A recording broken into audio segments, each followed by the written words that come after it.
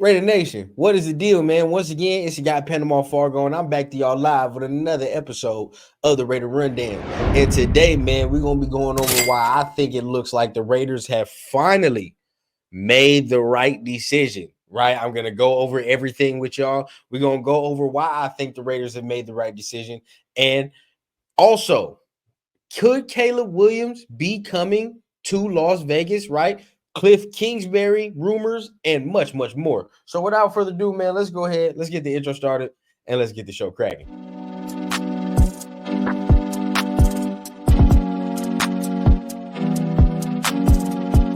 As a young guy, I had a dream that someday I would build the finest organization in professional sports.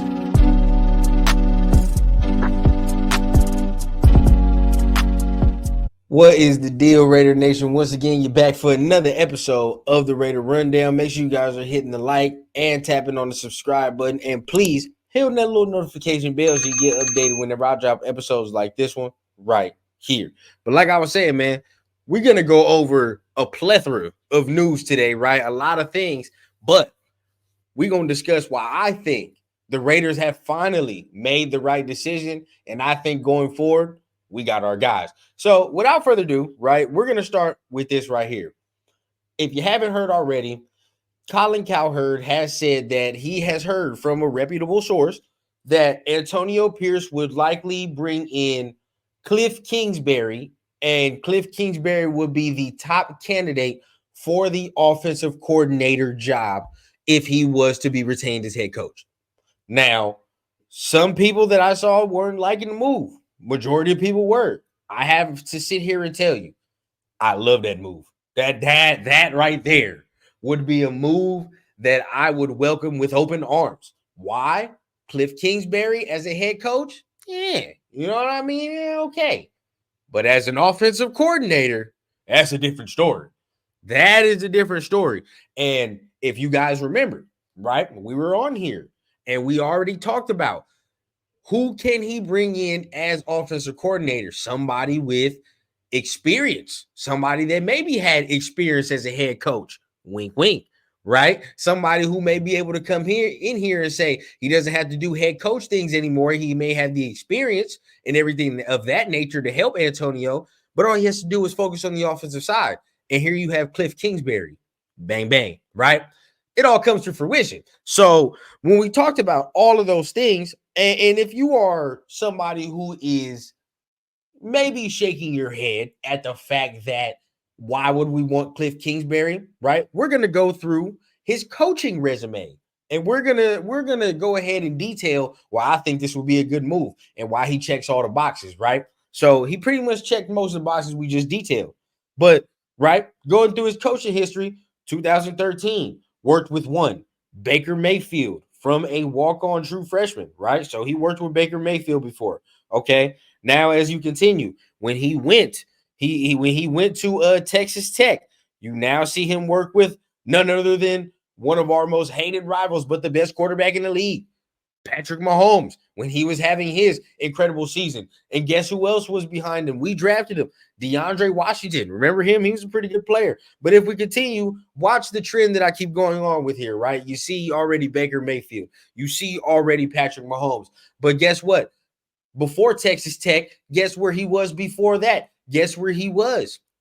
It was Texas A&M. And guess whose offensive coordinator he was then? None other than Heisman winner Johnny Manziel. Okay, so these are three quarterbacks that we're talking about already, right?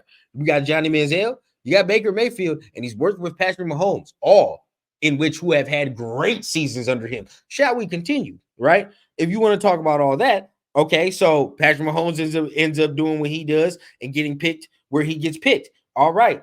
As we continue, we go into his professional career. Now, yes, he didn't have the best head coaching stint, but guess what? He had everybody looking at Kyler Murray like he was the next thing. He was the next greatest thing since the invention of the wheel, right? Am I wrong? Before all the scandal and all that, he don't study and all that came out. Kyler got that money for a reason now. He got that money for a reason. Why? Your boy had him balling. He had him balling. Now, like I said, he don't have to sit here and be a leader of men like he was in Arizona. That's where he was failing at. That's AP's job. But if he can get him to be the offensive coordinator, ooh, buddy. Oh, because I like that offense there. You don't think Devontae would be sold on that? Jacoby, Trey Tucker? You don't think they would be sold on this offense here? Come on now. Imagine it. That shit would be disgusting. Excuse my language, but that right there, that gets me excited. Right? That would get me excited. Now, if you look at the coaching staff, you talk about AP, right? Patrick Graham is the defensive coordinator. He gets retained because like I said, I think it's 90% that he stays if AP stays. All right. And then two, you look, Cliff Kingsbury as the offensive coordinator. That's a good, I like that coaching staff right there now. That's pretty good. That's pretty good. Now, for me, that right there intrigues me. So I think we can really get it sold on here. I think we can really come on here, and if we were able to acquire Cliff Kingsbury, that he checks all the boxes for me. Somebody who has experience, somebody who has a modern type of style offense, also somebody who knows how to work with quarterbacks. Oh, and if you say, well, what is he doing now? Why does it matter? His most recent notable quarterback that he's worked with is none other than the one Caleb Williams, right? Because he was at USC this past year. Now, all right, now we go into this next portion of the show. All right.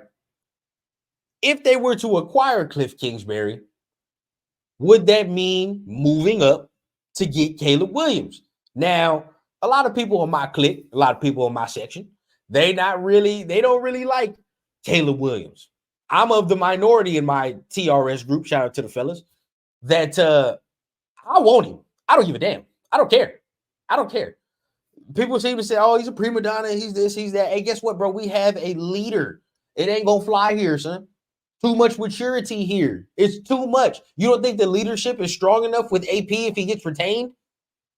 Come on now. If AP gets retained, the leadership from Devontae, the leadership from everybody in that locker room, Josh Jacobs, Max Crosby. Josh Jacobs will be back if AP comes back. But Max Crosby, Spillane, all these guys that we have in that locker room, it's go time, bro. It's go time. You know what I mean? I think this man, he would bring instant popularity to the team. I mean, the team is already popular, but just imagine us getting Caleb Williams, right? Just imagine the hype around the team all of a sudden. And not only that, but on the field, he's going to open this offense up in many ways. Imagine him in that Cliff Kingsbury offense.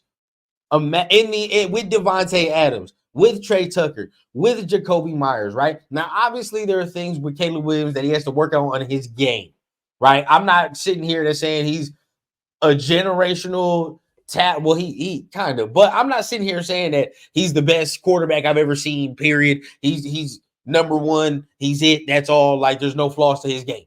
I'm not saying that, right? And I never have said that. There are things he needs to work on, and no prospect coming in here is a finished product. No prospect in here is perfect, but the talent this man has never been in that uniform playing that position. I'll tell you that. The talent this man has never been in this uniform playing that position. I don't care. This man can play ball, and at the same time, I think all the concerns people have about him are going to be null and void. I really do. So could that be a possibility? It could. Now, trade package wise, what are you looking at? That's the question mark. How much would it cost?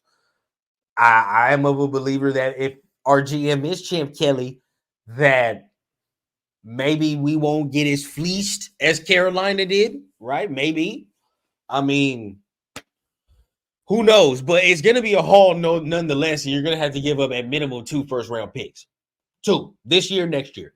So are you willing to do that? I'm of the mindset, well, damn, you can't say we're terrible at drafting, but not want to give up a draft pick. That don't correlate to me, right? You can't always complain about, oh, what do we have our draft picks for? We're just going to ruin it anyway and don't want to trade up for somebody. Might as well. If you're of the mindset that we're just going to fuck it up with the first rounds anyway, why don't you just trade it up? Maybe this time it'll work if we just trade them shits up and get one dude. Who knows? Who knows? But me, I'm saying, hey, let's just rock with it, bro. Let's go ahead. Would I do it? It depends. If they ask for like 3 first rounds, and a player and all that, now it gets dicey.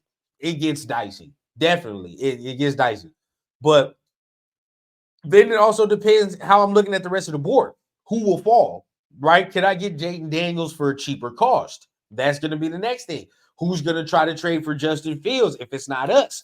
That's going to be the next thing, which I think is going to be Atlanta. I think Atlanta will be the team to grab them. But it depends on their head coach. So we'll see there. But once again, man, I think that it's going to be very interesting come draft time.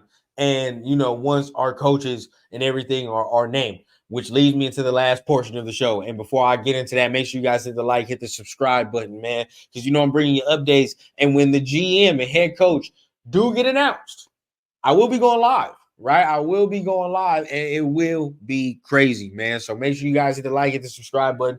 I'm going to keep y'all updated. But to lead into the last portion of the show, man, I'm going to present my screens to you guys. This is why I say I think the Raiders have finally made the right decision. Look at this. Living the dream. Caught a shot of Raiders finest legendary Richard Seymour, Coach Antonio Pierce, and GM Champ Kelly. Now, check me out, right? If I'm not mistaken, was not Richard Seymour part of the hiring committee list that we just went over in detail the other night? Yeah. Oh, and they cheesing in Raider paraphernalia, aren't they? Yeah, that's your coach and GM, folks. I'm gonna tell you that right now. There, that's it. That's the coach and GM. I hope I need to see nothing more. I don't need to see anything more. I didn't need to see anything more after I heard Richard Seymour was on there and I saw him in the locker room in the last game. Come on, dog. Marcus made the right decision. I feel like Marcus finally made the right decision, and Marcus said, you know what, bro? I looked around. I did my due diligence, right? Jim may be going back to Michigan, or he just don't want to come here in general. He probably want to go to the Chargers. Cool. I'm going to rock with the dude that want to be here. I'm going to rock with the dudes that want to be here. And the guys that want to represent this brand the way it should be represented. And I know they're going to do it with respect and love, right? So this tell me all I need to know. Look at this. We straight, bro. We're good. I'm telling you, we're good. I don't want to hear anybody give me that, oh, he has no experience. He has no experience. When Dan Campbell and DeMeco Ryans just won a playoff game each. One with a rookie quarterback. Don't want to hear it. I don't want to hear it. It's over. And then everybody that says, you just hired him because he drives a 6'4" and he smokes cigars. Well, fuck you. Damn right we did. Then how about you choke on the fucking cigar smoke? Fuck you. How about that? Sure. If that's what you want to say, that's what we did. But when we win, don't come sucking nuts after that. How about that? All right, relax. If you want to bitch and complain that all of us, majority of us, are in agreement that we want this person, sure. And like I said, I'm not going to care if you want somebody else, right? Based off of, okay, like Jim Harbaugh, sure. And I know I'm making fun. But at the end of the day, right? Jim Harbaugh, like I said, I understood that. And I would be disappointed, but I understand. But at the end of the day, bro, if you're going to try to belittle this man's accomplishments, all the things I'm saying are directed at the people trying to belittle everything AP has done. Now, if you're logically sitting there and say, because of these things, right, this is why I want to do it. Okay, sure. But if you're just belittling all the accomplishments of this year, saying the win over KC doesn't matter, beating all of the division rivals doesn't matter, when you're scared, when every time, somebody says why AP can't be the coach, they say because he had to coach Andy Reid, Sean Payton, and maybe Jim. He's already beaten Andy Reid and Sean Payton. So it is what it is, right? Can't belittle that. And everybody that continues to say we want this man based off emotion and based off cigar smoke and based off blah, blah, blah, blah, blah. That's what all that's directed towards, right? Because that's not what it is. At this point, there's nobody else viable left for the job, bro. Like, I understand the appeal of other people, but get this, bro. Like, I've been saying it. It's what works for you. Who cares about the 31 other teams? Who gives a fuck about doing it status quo? Excuse my language, but that's not what it's about, bro. Detroit didn't do it status quo. We hired who we wanted. Yeah, sure. The first year it was bad. Real bad. He won 3 games that first year, but guess what, bro? Look at them now. Texans did what they wanted. We gonna hire who we want. Look at that. D'Amico Ryans, they have no head coaching experience at all. We go against the grain, bro. It is what it is because he fit. It's a fit. It's a fit. D'Amico Ryans was a Texan. He fit that culture. He is that culture. Why do you think it fits like a glove, bro? You feel me? Understand that. He is that culture. Dan Campbell created that culture. He is that culture. He's the right person for that job. For that job. There's more than one way to skin a cat, dog. And some of you need to open your mind to that. Who cares about how X, Y, and Z has done it? Who cares? Who cares if this man is a guru here or a mastermind here? Does it work for you? And if it does, guess what? Then all the 31 other teams got to catch up to what the fuck you're doing. That's what you should be doing. And that's where we're going to be at. So once again, I appreciate everybody for pulling up. You know, I'm going to give you all the updates. I'm going to be going ahead and giving you everything that you need to know around the Las Vegas Raiders. So make sure you guys are hitting the like, hitting the subscribe button. I am hoping that my prediction comes true either today or tomorrow. We get the announcement, right? I'm hoping.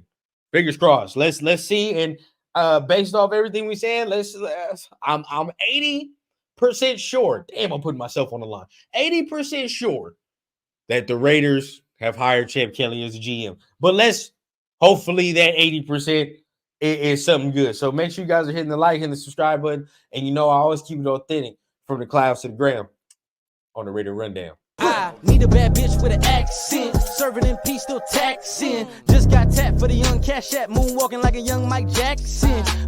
Yeah, shots to the head, ride clean and still fuck feds. Realest nigga and it's on my kids, so who the fuck gon' wanna test me, bitch?